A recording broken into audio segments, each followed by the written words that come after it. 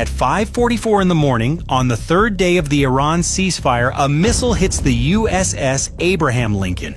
Not almost hits, not comes close, not gets intercepted at the last moment by a system that was never designed to stop it. Hits. The impact point is the port side hull at frame 47, 4 meters below the waterline. Not the flight deck, not the island, not any of the places that carrier defense doctrine was written around protecting. The waterline. The one location on a 333-meter ship where a precision strike does not need to destroy to be decisive, where it only needs to open the hull to the sea. The Arabian Sea enters the Abraham Lincoln at 5:44 and does not stop. To understand what hit the Abraham Lincoln this morning, you need to understand why every previous Iranian weapon failed and why this one did not. Because the answer to that question is not about the weapon's speed or its warhead or its guidance system. It is about where Iran aimed it. For 40 days of war, Iran fired missiles at the Abraham Lincoln's flight deck, at the island, at the aircraft spotted on the forward deck, at the targets that make a carrier look destroyed on satellite imagery, at the targets that generate the dramatic footage of fire and smoke that wins the information war. Every Iranian missile that came close was aimed at the visible parts of the ship, the parts above the waterline, the parts the defense systems were positioned to protect. This missile was aimed at none of those things. The weapon Iran fired at 5:44 is called a hypersonic glide vehicle. Not a ballistic missile, not a cruise missile, something that exists in the space between the two, traveling at Mach 8 in the upper atmosphere on a flight path that does not follow a predictable ballistic arc and does not follow a predictable cruise trajectory. It glides, it maneuvers. It changes its approach geometry continuously throughout its entire flight in ways that make the Aegis fire control computer's intercept solutions obsolete before they can be executed. The Abraham Lincoln's SPY-6 radar detected it 74 seconds before impact. 74 seconds to build an intercept solution against a contact maneuvering at Mach 8 on a continuously changing trajectory. It was not enough time, but the trajectory was not what defeated the defense. The aim point was every SM-6 interceptor the Abraham Lincoln carried was optimized for threats approaching the ship above the waterline. Every engagement geometry in the Aegis Fire Control Library was calculated around threats targeting the flight deck, the island, the superstructure. The fire control computer assigned intercept solutions based on the missile's projected impact point. The projected impact point was 4 meters below the waterline on the port side hull. The Aegis system had never been asked to intercept a missile aimed at a point below the surface of the water. The engagement geometry it generated placed the SM-6 intercept point inside the ocean. The system flagged the solution as invalid, rebuilt it, flagged it again. The 74 seconds expired while the fire control computer was solving a problem it had never been designed to solve. The Phalanx CIDUS activated at 6 seconds to impact. Against a contact traveling at Mach 8, the Phalanx engagement window is 1.1 seconds. The burst reached the intercept point. The missile had already passed through it. The Abraham Lincoln has been hit before in exercises, in simulations, in the classified damage assessment studies that every carrier crew studies during workup. The crew knows what a hit looks like on paper. They know the procedures. They know the response sequences. They have drilled the flooding scenarios hundreds of times in training environments designed to prepare them for exactly this. Nothing prepares you for the sound. The impact at frame 47 is not an explosion in the conventional sense. The hypersonic glide vehicle's warhead is not designed to detonate and spread fragmentation across a wide area. It is a focused, penetrating charge engineered to punch through the hull plating at the waterline and deposit its energy in a concentrated point rather than across a surface. The sound it makes entering the hull at Mach 8 is not the boom of a warhead detonating above deck. It is a single sharp concussive crack that travels through the entire ship's structure simultaneously, felt in every compartment, in every bunk, through every deck plate and frame and bulkhead from bow to stern in the same fraction of a second.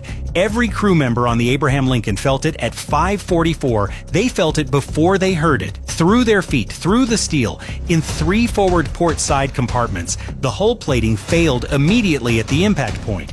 The Arabian Sea entered through an opening approximately 1.4 meters in diameter at a rate of 340 liters per second. Compartments 344, 346, and 348 began flooding simultaneously at 5:44. Lieutenant Commander Diana Reeves was in the damage control center on the second deck when the impact registered on her monitoring board. 3 compartments flooding simultaneously. port side forward, flooding rate 340 liters per second.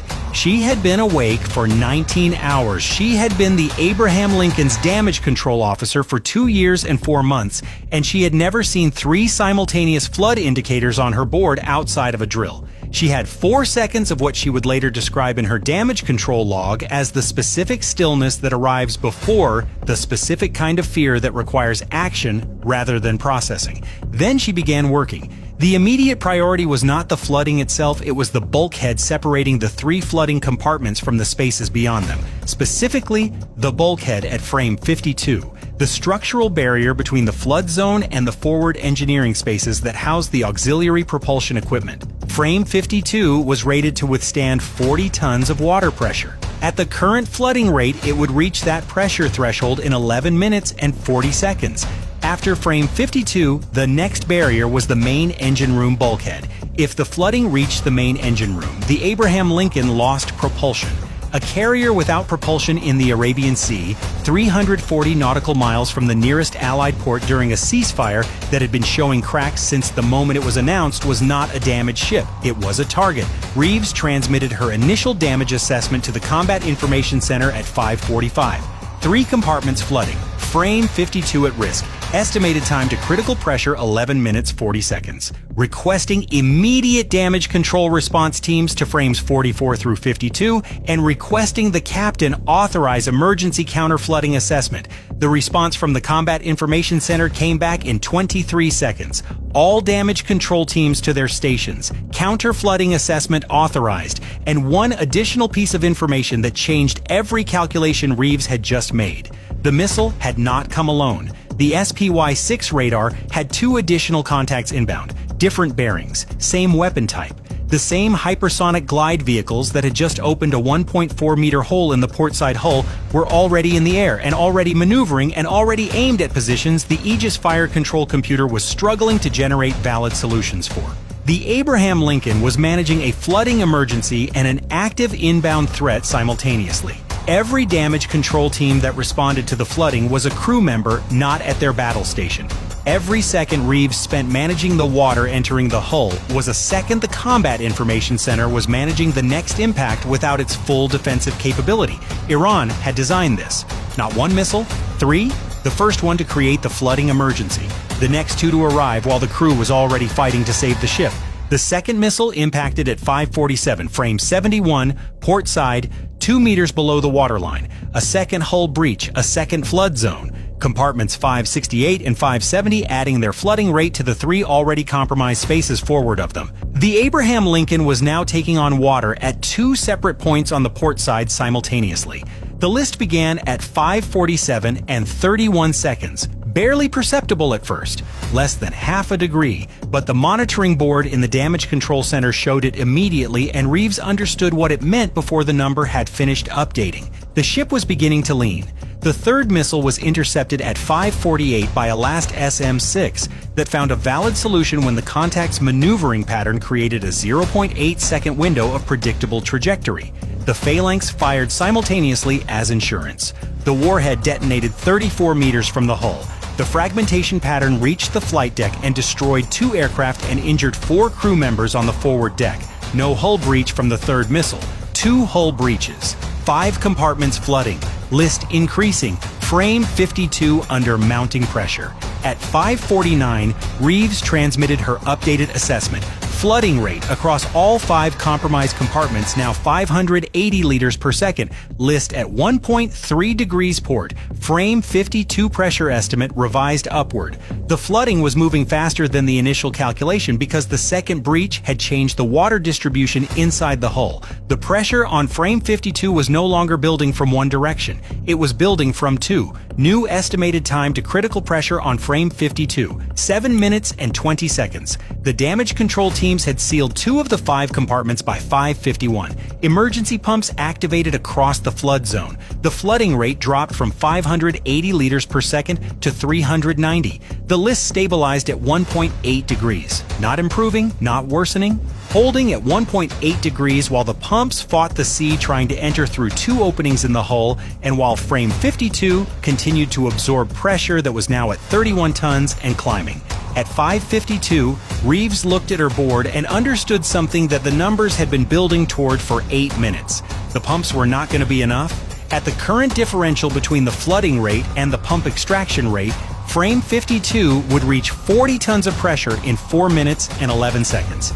The structural integrity assessments she had memorized during her training indicated that a bulkhead rated for 40 tons would begin showing microfractures at 42 tons and catastrophic failure somewhere between 48 and 55 tons, depending on the age and condition of the specific frame. Frame 52 on the Abraham Lincoln was 31 years old.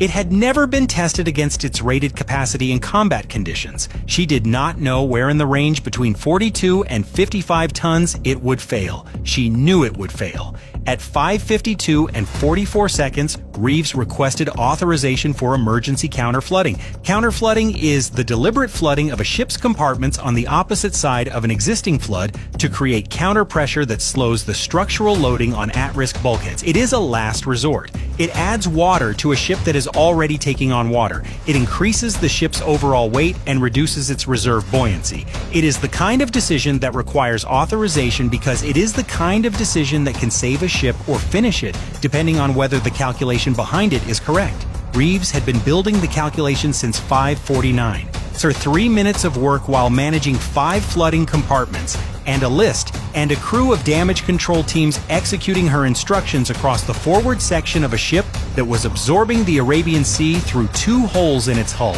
The counter-flooding solution she transmitted to the captain at 5:52 and 44 seconds specified 2 starboard compartments at frames 48 and 53. Deliberately flooding both would create 34 tons of counterpressure against the port side loading on frame 52. Not enough to reverse the flooding, enough to slow the pressure increase on the bulkhead by approximately 60%. Buying the pumps time to reduce the flood volume to a manageable level. Buying the ship time to survive. Captain Morrison authorized the counterflooding at 5:53. The counterflooding valves on compartments 548 starboard and 553 starboard were manual, not remote operated, not accessible from the damage control center. They required a crew member to enter each compartment physically and open the valve by hand from inside. Compartment 548 starboard would be fully submerged 3 minutes and 40 seconds after the counterflooding began. Compartment 5-53 starboard would be fully submerged 4 minutes and 10 seconds after it began. The crew members who entered those compartments to open the valves had those windows to get out. Petty Officer First Class Andre Coleman entered compartment 548 starboard at 5:53 and 31 seconds. Petty Officer Second Class Maria Santos entered 5:53 starboard at 5:53 and 34 seconds. Both carrying personal flotation devices, both knowing exactly how much time they had. Coleman reached the valve at 5:54 and 09 seconds. The valve required 14 full rotations to open completely. He completed the first 7 rotations in 22 seconds. The water was at his knees by rotation 8, at his waist by rotation 12. He completed the final 2 rotations at 5:54 and 51 seconds and moved toward the compartment exit with the water at his chest and rising at a rate that told him he had less time than the calculation had given him. He cleared the compartment hatch at 5:55 and 04 seconds. The compartment sealed behind him. 548 starboard was fully submerged at 5:55 and 17 seconds. Coleman was in the passageway outside with 13 seconds to spare. Santos reached her valve at 5:54 and 22 seconds, the same 14 rotation sequence. She completed it in 41 seconds. The water was slower in 5:53 starboard because the compartment's geometry distributed the incoming water across a larger floor area in the initial phase. She had more time than Coleman. She used it to ensure the valve was fully open before moving toward the exit. She cleared the hatch at 5:55 and 29 seconds. 5:53 starboard sealed behind her and began its own flooding sequence. In the damage control center, Reeves watched the pressure reading on frame 52 change at 5:55 and 40 seconds. For the first time since 5:44, the rate of increase slowed, not stopped, slowed. The counter pressure from the 2 deliberately flooded starboard compartments was working. The pressure on frame 52 was at 38.4 tons and climbing at a reduced rate. The pumps had 6 minutes and 20 seconds to reduce the port side flood volume before the pressure reached 40 tons. They needed 5 minutes and 47 seconds.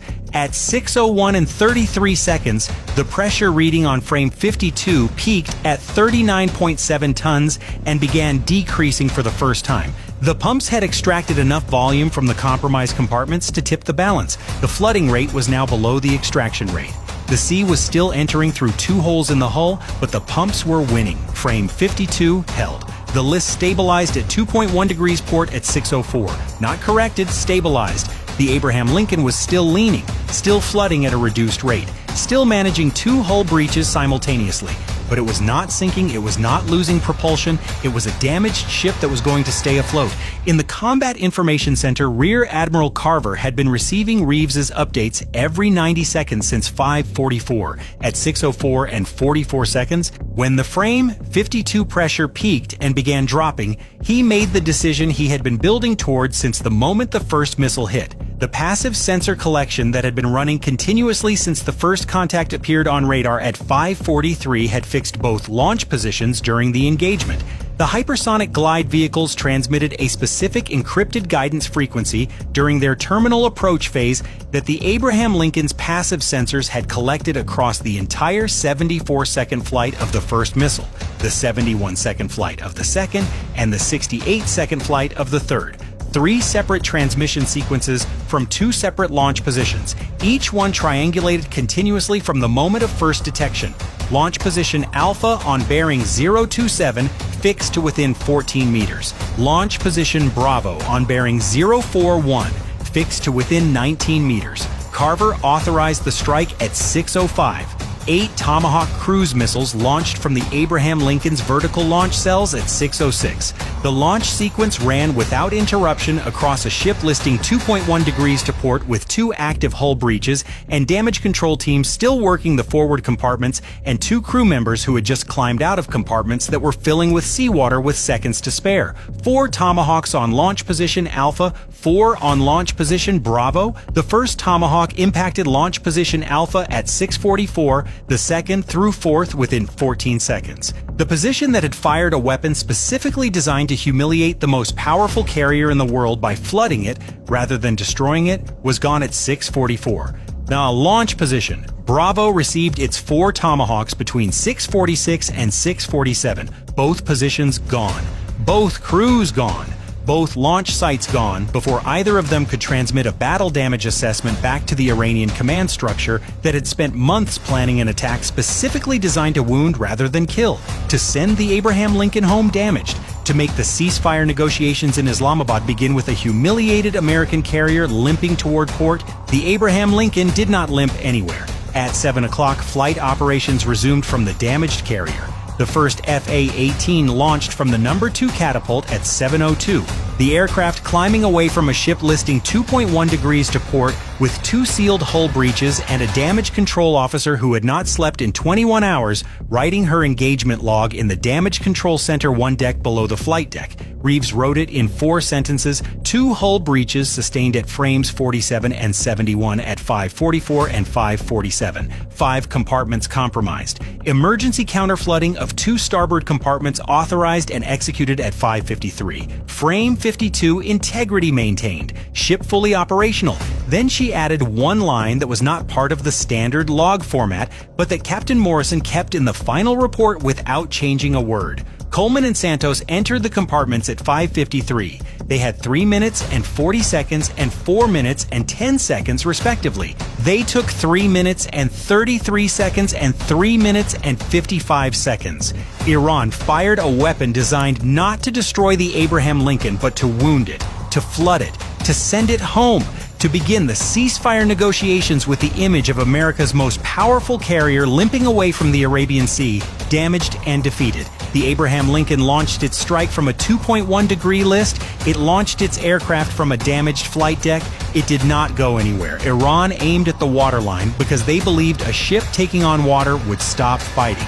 They were wrong about that. They were wrong about that in a way that 2 smoking craters on the Iranian coast at 6:47 in the morning made permanently and completely clear.